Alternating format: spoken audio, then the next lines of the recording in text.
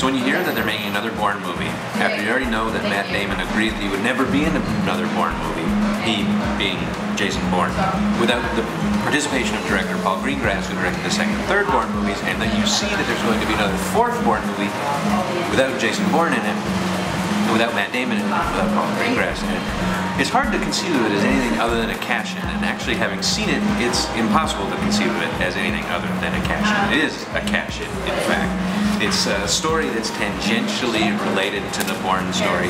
Notice that they weren't polite enough to take the Bourne part out of the title, even though these two stories are really nothing to do with each other.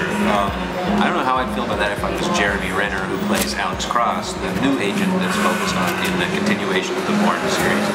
But the new series kind of takes away the two things that made the Bourne films, at least the second and third ones, work. And that's because Paul Greengrass isn't there anymore, and it's because the script isn't a very good one. The Bourne series has always been one about revenge and vengeance. Those two things, getting righteous revenge on these uptight bureaucrats that have wronged you. And it's about the style that Greengrass shot that story in, which is this shaky cam documentary style that makes the proceedings seem kind of rooted in realism in a way that most normal action films are.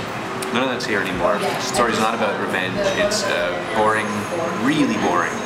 A boring Bourne film. I was surprised. Chase story that never really goes anywhere interesting. It takes a very long time to do so. So what should you watch instead? Watch a movie that inspired Paul Greengrass in the first place when he was making the second and third Bourne movies, and watch The Battle of Algiers from Action Film. An absolutely classic, controversial action film that was one of the first ones to be shot in the style of the way that the second and third Bourne films were shot.